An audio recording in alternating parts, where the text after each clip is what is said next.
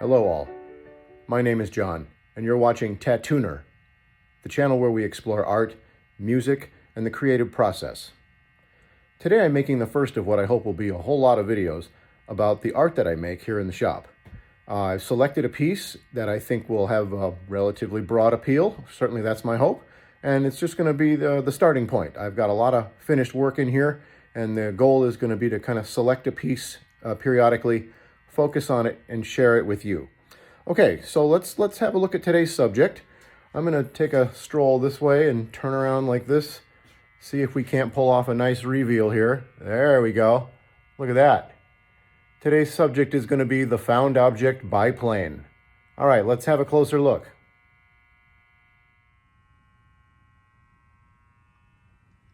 So moving in now for a closer look, we have a model airplane measuring 16.5 inches long with a wingspan of 18.5 inches.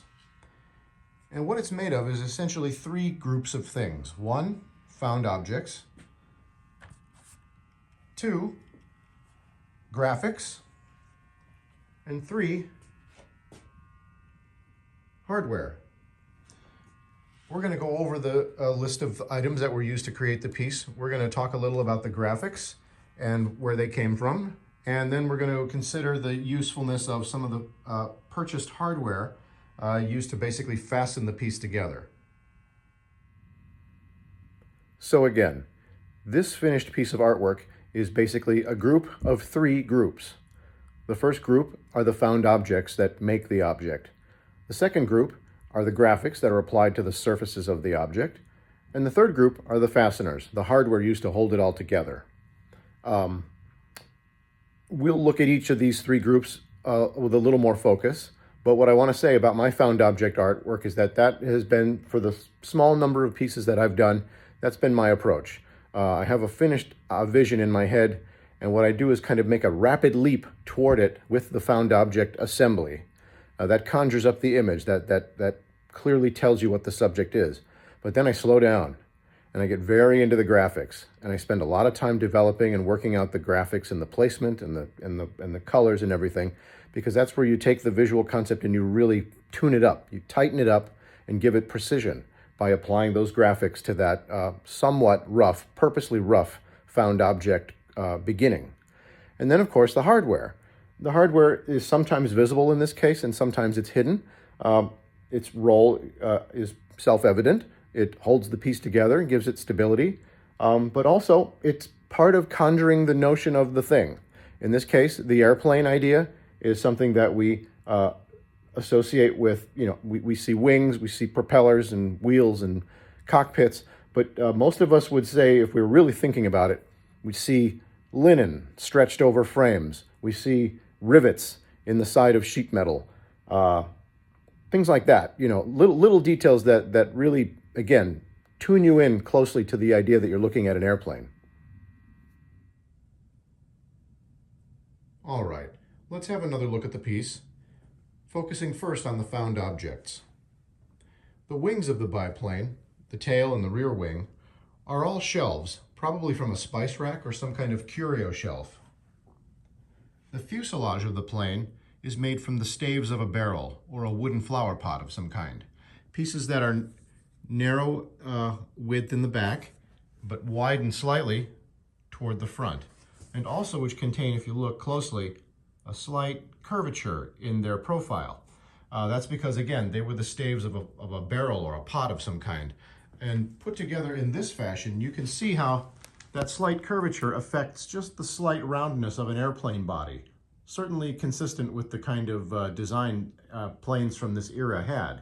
So that's a nice match. It's a nice pairing of material to image. The propeller of the plane is made from a shoehorn. Those the two blades are like the two halves of the piece of the shoehorn that goes into the toe of the shoe. And they're mounted on a bearing that I pulled off of some object. I can't remember which. Moving in for a closer look, we can see behind the propeller where the engine begins. You have this piece here. This came off the back of an office chair, some kind of a knob for adjustment. Behind it, you have this brass piece, a kind of flat but conical brass piece, most likely came from a lamp of some kind. Right behind that, you'll see this is a little black rubber washer from the hardware store. That's one of our hardware elements used to just give the piece physical integrity so that, connected elements aren't loose, don't rattle. The rubber washer just kind of fills in the space, kind of like a shim. Anyway, behind the washer, come over to this side, you can see in here, that is a furniture foot. That's just a little foot off the bottom of a footstool or something like that. Coming around to the cockpit behind the engine, we can see the cockpit assembly is a lock, or portion of a lock. The joystick is you can see a little acorn nut down there, and it's protruding out of a little piece of wood that was some kind of a stopper, a cabinet door stop of some kind. Behind the joystick is the seat of the airplane.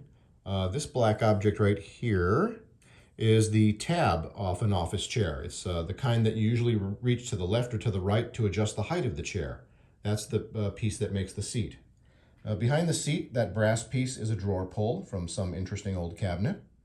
The rear landing gear of the plane is made of two elements. One, a spool of some kind from a sewing machine, and then the struts themselves are from a clip lamp. Those two pieces of hardware are what join the clip to the lamp. And then, of course, you have the front landing gear. Now, this is maybe a little bit more a majority of hardware than found object, but the wheels are from casters that were purchased. The springs were purchased. The drivers used inside the springs for the struts, those were just pulled out of my bin.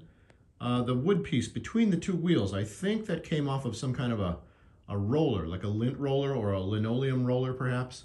And then coming around back, you see the rear struts. Those are going to be these. Are very short portions of chopsticks. Of course, let me not forget to mention this, the exhaust pipes off the sides of the engine on the airplane. That is a sharp key from a piano, as is that. You can see I drilled holes in it for the exhaust, but those are sharps from a piano.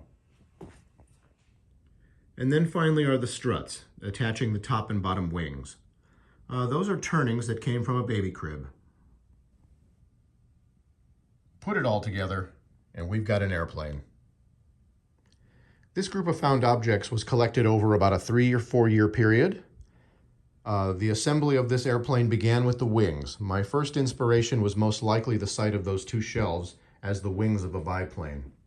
From there, I took the struts from the baby crib, and I very painstakingly joined the two wings together. You can see the angle of the struts there, and of course the wings are parallel. They're very solidly built.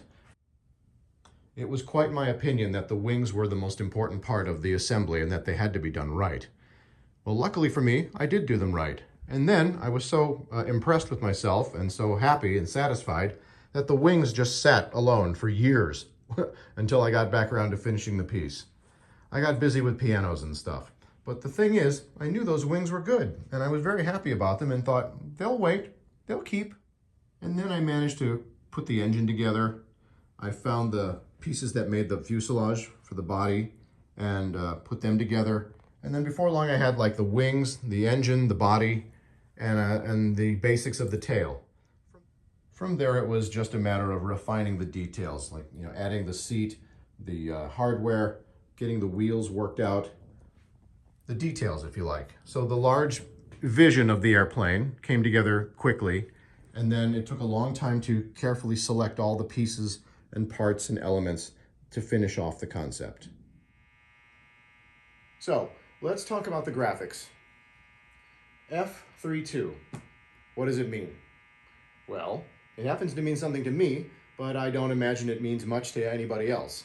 What is it that we see when we look at airplanes and we see colors and letters and numbers and stripes and other graphic elements on their bodies? Well, what's it about? From my standpoint, casually observing, I would say the main idea is identification. Seems simple. You want to know which plane you're looking at, because after all, every airplane, if you like, is the same in a way. They all fly according to the principles of aerodynamics. So once you get a few planes built, well, then you start needing to kind of distinguish between them. Well, who flies this one, and which company owns that one, or which military is sending that one out on its mission? It seems to me like the letters, the numbers, the colors, etc., the graphics on an airplane are almost entirely about that. Maybe some other things, but primarily that. So why F-32? Well, after I had a look at a lot of reference material of old airplanes and how they were designed and built and decorated, I decided, okay, I'm gonna jump into that window. I'm gonna get into that envelope a little bit. I'm gonna come up with something that'll work for me. So I, with a little bit of time, a little bit of thinking, I came up with F-32, and that stands for Forever 32. What is Forever 32? Well, that's me. To my mind, in my life, when I was 32 years old, that was pretty neat. That was a good time. I was pretty young, pretty handsome, pretty full of energy, and kind of dumb, kind of stupid still, the way you are when you're in your younger life. And so I didn't know better than to want certain things, to think certain things. And in my case, being largely a mama's boy who just wants to make art, all of my crazy, stupid thoughts had to do with, unrealistic ideas about being an artist and making a good living at it. That's a hot one. We can talk about that in another video. So once I settled on F-32, it was a matter of choosing typefaces and colors. And if you're a graphic artist, or if you're becoming a graphic artist, or anywhere in between, typography is a thing. It's very important. It's not just some trivial matter that you just pick letters and pick numbers and throw them anywhere. The style of the letters and the numbers matters. The placement of the letters and the numbers matters. The colors you choose all matter. Just like they did with respect to those old airplanes, of which this is a kind of model, a kind of tribute. So what I did was, after producing the graphic on the computer in black and white, I then went to a copy machine and copied it up and down multiple sizes, larger, smaller, and anticipating that I would have different needs for different things. This piece, if you look, is fairly straightforward. The F-32 on the tail and the sides, and the F-32 on the wings. The wings are slightly larger than the sides and the tail, but they're very similar. So I didn't have a wide range of needs for this piece. It was really just something to kind of cross that item off the list. Like the graphic presentation didn't need to be extensive or overly done. On a modern airplane, say like a fighter jet, like an F-15 or something, I mean, there are letters, numbers, graphics, symbols, and signs littered all over the surface of the thing. But these old airplanes, they were a simpler time and a simpler matter, and thus a simpler result.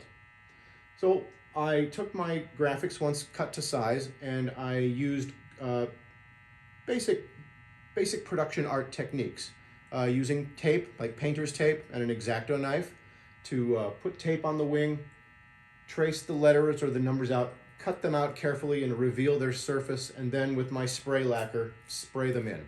So basically these are just stenciled on. Not real complicated. However, again, precision is of the utmost, certainly in my work, and I hope it is in yours too. The F-32 on this airplane came out really well. I'm terribly happy with it. And if you'll notice toward the front of the plane, maybe you can't see it from there, but there's a single stripe, a single white stripe that starts very solid white and then gradually fades out going toward the back of the plane to give it a little bit of an aerodynamic swoosh. Right here you've got the white sprayed in to cover the complete back of the body, and then even further back the red to finish it off. Again, not a whole lot of busyness, not a whole lot of detail. In fact, I went out of my way to keep it very simple.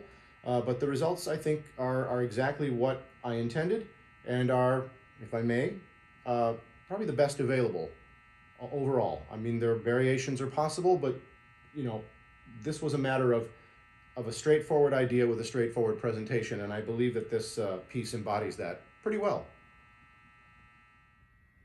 Hey everybody, just a reminder, this is John and you're watching Tattuner. Please like and subscribe so we can take this channel all the way.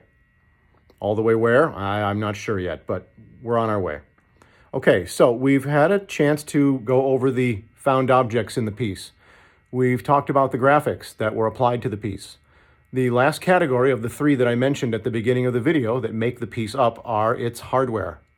Now the hardware on this piece is pretty simple. It's just basically a lot of screws and maybe a few acorn nuts.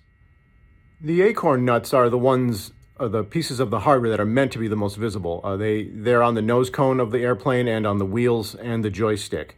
So they are, if you like, themselves part of the design. They are part of its physical anatomy.